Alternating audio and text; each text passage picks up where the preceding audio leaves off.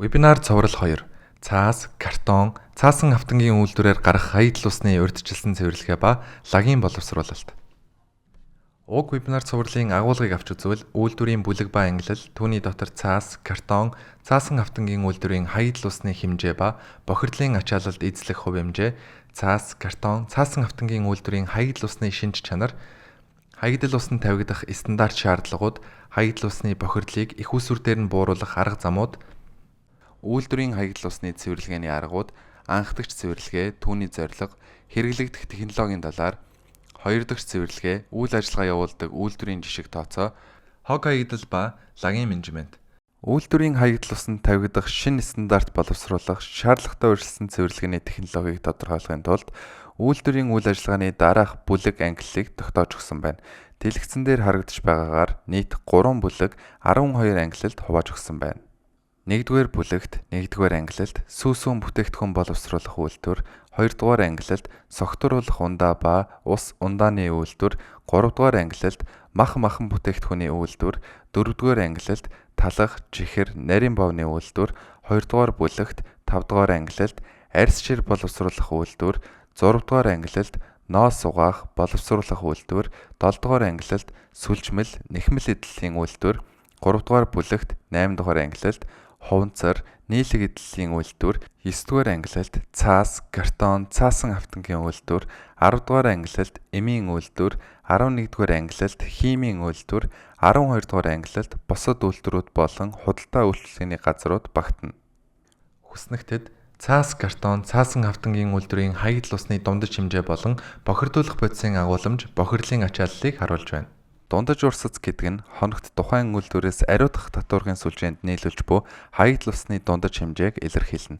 Химийн хүчил төрөгчийн хэрэгцээ гэдэг нь усанд агуулгадж буй органик бохирдлыг химийн аргаар эсэлдүүлэхэд шаардлагатай хүчил төрөгчийн хэмжээг хэлдэг бол биохимийн хүчил төрөгчийн хэрэгцээ гэдэг нь усанд агуулгадж буй органик бохирдлыг бичил бит ашиглах буюу биохимийн аргаар эсэлдүүлэхэд шаардлагатай хүчил төрөгчийн хэмжээг тус илэрхийлнэ.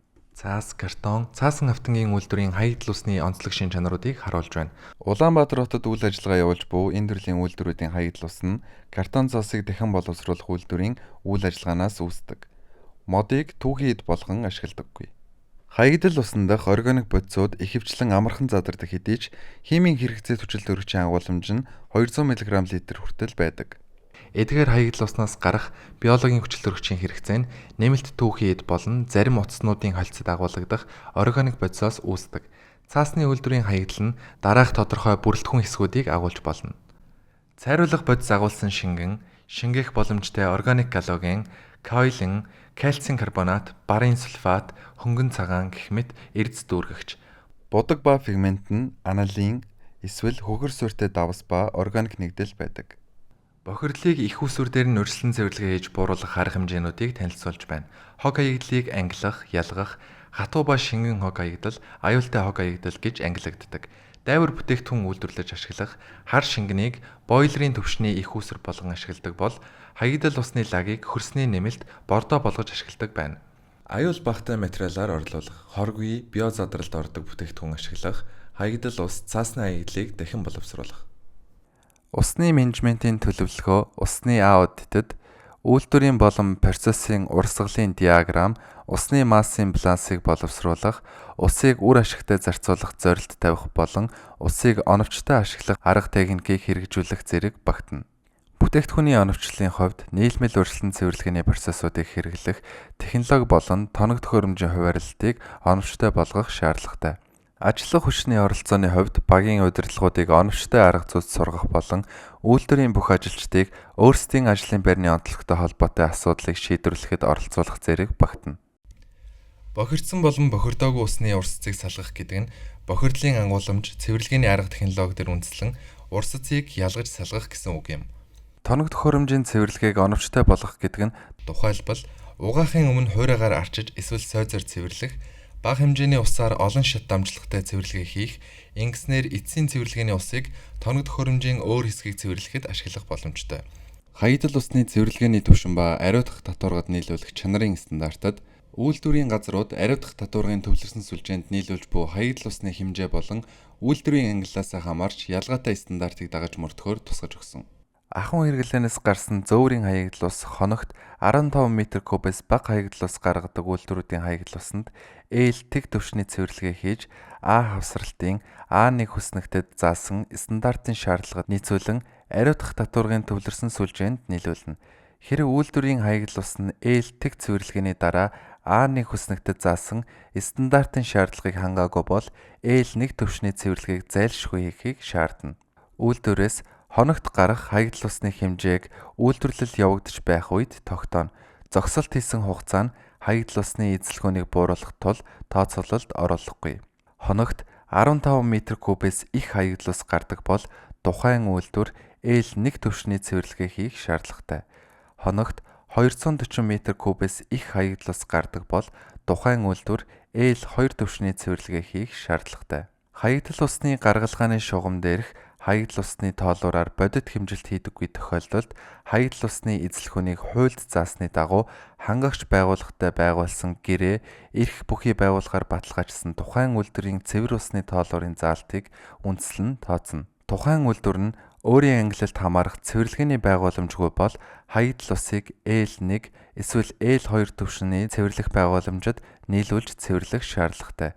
Эрх бүхий байгууллагаас тусгаалan зааварчлаагүй бол ахуйн хаягдал ус энэ стандартын А хавсралтын А1 хүснэгтэд заасан шаардлагыг хангаж байгаа тохиолдолд хаягдал усаа урьдчилан цэвэрлэх үүргээс чөлөөлөгдөнө. Тэг 8, 12 дугаар ангилал ашиглагч нь хоногт 15 м3-ээс их хэмжээтэй хаягдал ус зайлуулдаг бол А хавсралтын А1 хүснэгтийн шаардлагыг хангахуйц хаягдал ус гаргах урьдчилан цэвэрлэх байгууламжийг суйрлуулна. Ариутгах татваргын сүлжээнд нийлүүлэх ариутгах татваргын төвлөрсөн сүлжээний ашиглагчийн ангилал тус бүрийг хаягдал усанд дах бохирдуулах бодисын зөвшөөрөгдөх дээд хэмжээ ба физик үзүүлэлтийн дээд хязгаарыг дараах хүснэгтэд үзүүлэв. Стандартын А хавсралтын А1 хүснэгтэд тэг ангиллын норматив утга ахуйн болон доорх үйлдвэрийн 12 ангилалд хамаарахгүй ариутгах татваргын төвлөрсөн сүлжээний хэрэглэгч үйлдвэр үйлчилгээний байгууллагууд аж ахуй нэгжүүдэд хамаарна. Харин 12 ангилалд багтаж буй үйлдвэрийн хувьд А1 хүснэгтийн умбуур бодис, химийн хэрэгцээт хүчилтөрөгч, биологийн хэрэгцээт хүчилтөрөгч гэсэн үндсэн 3 үзүүлэлтээс босод үзүүлэлтийг норматив утгыг мөн дагаж мөрдөнө. Цаас, картон, цаасан автангийн үйлдвэр хоногт 240 м3-ээс их хаягдал ус ариутгах татваргын сүлжээнд нийлүүлдэг бол умбуур бодис 30 мг/л, биологийн хүчилтөрөгчийн хэрэгцээ 100 мг/л, химийн хүчилтөрөгчийн хэрэгцээ 200 мг/л гэсэн стандартыг хангасан хаягдал усыг нийлүүлнэ. Харин хоногт 240 м3-ээс бага хаягдал ус ариутгах татваргын сүлжээнд нийлүүлдэг бол умбуур бодис 400 мг/л, биологийн хүчилтөрөгчийн хэрэгцээ 1200 мг/л, химийн хүчилтөрөгчийн хэрэгцээ 2000 мг/л гэсэн стандартыг хангасан хаягдал усыг нийлүүлнэ. Үйлдвэрийн хаягдал усыг урьдчилан цэвэрлэх процесс нь дараах үндсэн 3 үе шаттай явагдана. Төвшин тэгд, механик цэвэрлэгээ буюу сараалж, шүүр, өөх тос зайлуулагч, тунгаагуур зэрэг цэвэрлэгээний аргууд багтана. Төвшин 1-д физик химийн цэвэрлэгээ буюу коагуляц, фолликуляц, фолитаз эсвэл анхдагч тунгаагуур, төвшин 2-д агаартай буюу агааргүй орчны биологийн цэвэрлэгээ, 2-дагч тунгаагуур эсвэл флотаз зэрэг цэвэрлэгээний аргууд багтана. Нэмэлтээр хаягдал усаа дахин ашиглах шаардлагатай бол 3 дугаар түвшний цэвэрлэгээг хийж болно. Төвшин 3-д диск шүүлтүүр, картридж шүүлтүүр, идэвхжүүлсэн нүүрс, эсрэг осмос, ультра шүүлтүүр зэрэг аргуудыг ашигладаг. Үйлдвэрийн хаягдал ус цэвэрлэгээний аргыг үндсэндээ 3 хувааж болно. Үүнд биохимийн арга, физикийн арга, химийн арга, эдгээр цэвэрлэгээний аргуудыг ашиглан хаягдал усанд дах гол бохирдуулах бодисыг зайлуулдаг ба бохирдуулагчдыг ерөнхийд нь органик ба органик бус, нэгдэл, эсвэл усанд уусдаг, уусдаггүй ба коллоид гэж ангилдаг. Био задралд ордог органик бохирдуулагчдыг усанд уусдаг бол биологийн цэвэрлэгээгээр, коллоид бол коагуляц, фолликуляцын аргаар, харин усанд уусдаггүй бол тунгаагуур, флотаз болон шүүлтүүрээр цэвэрлэдэг. Био задралд ордоггүй органик бохирдуулагчдыг биологийн цэвэрлэгээр зайлуулах боломжгүй ба харин химийн эсэлдүүлэх болон адсорбцийн аргаар цэвэрлэдэг. Органик бус бохирдуулагч буюу азот, фосфор, хүхрийг биологийн аргаар цэвэрлэх ба нитрификац, денитификац болон фосфорыг зайлуулах процессуудаас бүрддэг. Мөн адсорбц болон ион солилцооны аргуудыг органик бус бохирдлыг цэвэрлэхэд ашигладаг. Сармагжуулах, редокс, тунцжуулах, коагуляц, фолликуляц зэрэг химийн аргуудыг хаягдал усны шинж чанараас хамааран нэмэлтээр ашиглаж болно. Хаягдал усны цэвэрлэгээний төрлүүдийг зориултыг дэлгэцэнд харуулж байна. Анх дахь цэвэрлэгээ нь тоног төхөөрөмжийн үйл ажиллагаанд гэмтэл учруулж болзошгүй том хэмжээний бохирдуулагчийг зайлуулах зорилттой бөгөөд гол төлөв физикийн процессууд байдаг. Мөн хаягдал усыг дараагийн шатанд цэвэрлэгээнд бэлдэж өгдөг. Хоёр дахь цэвэрлэгээ нь цэвэрлэгээний процессын үндсэн хэсэг буюу биологийн цэвэрлэгээний шат юм. Органик нэгдлүүд азот, фосфор зэрэг гол бохирдуулагчийг зайлуулах зорилттой. Гурав дахь цэвэрлэгээ нь цэвэрлэгээний эцсийн шат бөгөөд цэвэрлсэн хаягдал усаа дахин ашиглах эсвэл байгальд нийлүүлэх зорилттой физик ба химийн процесс юм. Анх дахь цэвэрлэгээний механик төхөөрөмж, шугам хоолойг бөглөрөх, гэмтгээс хамгаалах, биологийн цэвэрлэгээний үр дүнтэй үйл ажиллагааг хангах, биологийн цэвэрлэгээнд органик бохирдлын ачааллыг бууруулах, цэвэрлэх байгууламжийг хэд их ачаалттай ажиллахаас урьдчилан сэргийлэх зорилттой. Анх дахь цэвэрлэгээний шатанд дараах цэвэрлэгээний аргууд багтдаг. Үүнд сараалж шүүлтүүр, элс баригч, тунгаагуур, өөх тос баригч, саармагжуулагч, тунгаагуур, жигдрүүлэх сан. Та бүхэнд анх дахь цэвэрлэгээний тэг төвшөнд ашигладаг технологиудыг танилцуулж байна. Анх дахь цэвэрлэгээнд ашигладаг үндсэн технологи нь сараалж болон шигшүүр юм. Уг технологийн зорилго нь том ширхэгтэй хатуу хэсгүүдийг зайлуулах, тоног төхөөрөмжийг хамгаалахад оршдог. Үйлдвэрийн хаягдал усыг цэвэрлэхэд олон төрлийн сараалж төхөөрөмжүүдийг ашигладаг. Тухайлбал хаваа самгчтай сараалжийг том хэмжээтэй хатуу хог хаягдлыг шүүж цэвэрлэхэд ашигладаг ба энэ нь гар болон автомат ажиллагаатай байж болно. Хүрдэн сараалж хатуу бодисыг салгахад нарийн тор эсвэл нүхтэй автан бүхий эргдэг хүрд ашигладаг ба хаягдал ус барабан хүрдэн дундуур урсах үед хатуу бодисыг сараалжны гадаргуу дээр баригдаж дараа нь механик цэвэрлэгээний аргаар цэвэрлэнэ. Тухайн дорог төхөөрөмжийн ажиллах зарчмыг дэлгэцээр харуулж байна. Элс баригч систем. Үйлдвэрийн хаягдал усны элс баригч систем нь ихэвчлэн хаягдал уснаас элс шорог салгах, зайлуулах төрөл бүрийн механизмтай байдаг. Энгийн сараалж эсвэл флотатор системийг ашигласан илүү дэвшилтэт систем гэх мэт хэд хэдэн төрлийн процесс байдаг. Элс баригч системийн үндсэн ажиллах зарчим нь хүндийн хүчийг салгах хүч болгон ашигладаг юм. Өөх тос баригч буюу хамагч нь хаягдал уснаас өөх тосыг салгаж ялгах зорилттой. Энэ нь бөглөрөл болон бусад асуудал үүсэж болзошгүй өөх тосыг ариутгах татваргын сүлжээнд орохоос өмнө сэргийлдэг. Өөх тос баригч хамагчийг ажиллах зарчимд ихэвчлэн дараах үйл ажиллагааг багтаадаг. Өөх тос зайлуулагч. Өдөөгдсөн агаарын фоллитац.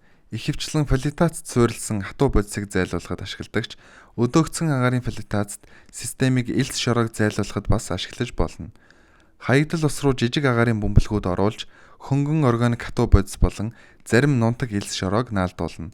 Хөвөгч хатуу бодисуудыг усны гадаргуу дээр хөвөн гарч ирэхээр хамж цуглуулах замаар цэвэрлэгээ хийгддэг. Харин одоо анх дахь цэвэрлэгээний 1-р түвшинд ашиглагддаг технологиудыг танилцуулъя. Жигдрүүлэх сан.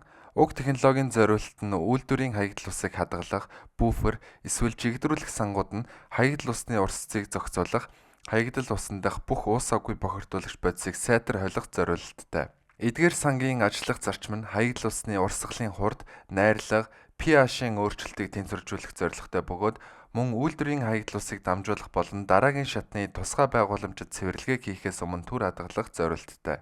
Анх дахь тунгаагуур нь тунгаах хурд, лагийн гүн, булангарын түвшнийг хэмжих замаар тунгаах ажиллагааны үр дүнд хяналт тавьж, үйл ажиллагаатай холбоотой аливаа асуудлыг тодорхойлж, засарч залруулах арга хэмжээ авах зорилттой цэвэрлэгээ юм. Дэлгэцэн дээр анх дахь тунгаагуурын төрлүүдийг харуулж байна. Дугуй хэлбэртэй тунгаагуур, тэгш өнцөг хэлбэртэй тунгаагуур, ламелла тунгаагуур, анх дахь тунгаагуурын үйл ажиллагааны явцад дараах асуудлууд үүсч болдог.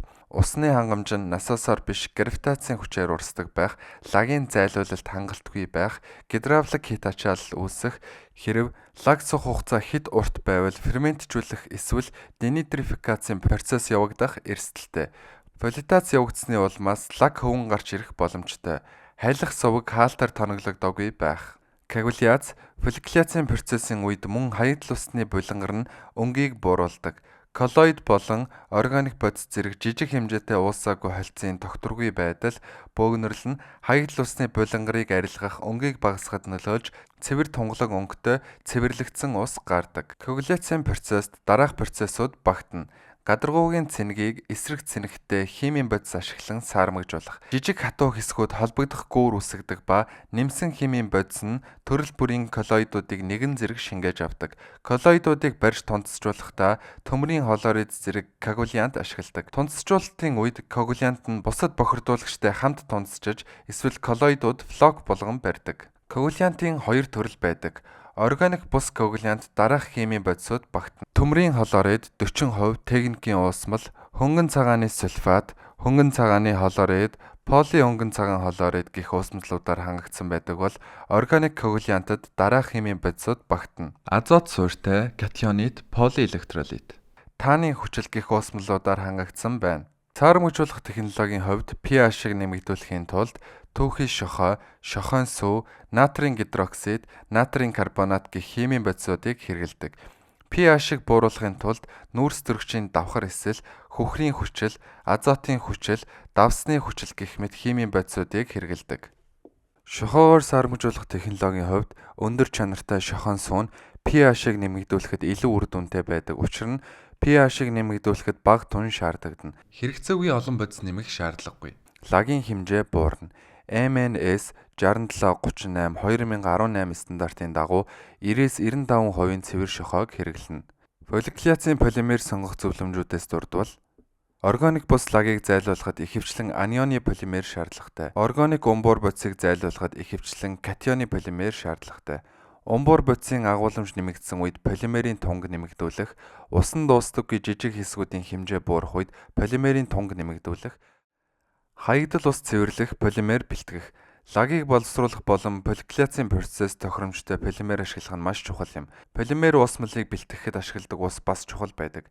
Ихэнх тохиолдолд эрдэсгүйжүүлсэн цэвэршүүлсэн ус хэрэглэдэг бол зарим тохиолдолд гүний худгийн усыг ашиглаж болдог боловч усанд тодорхой ионууд эсвэл холцууд байгаа нь бодит цэвэршүүлэх явцад полимерийн үр дүнд сөргөөр нөлөөлдөг.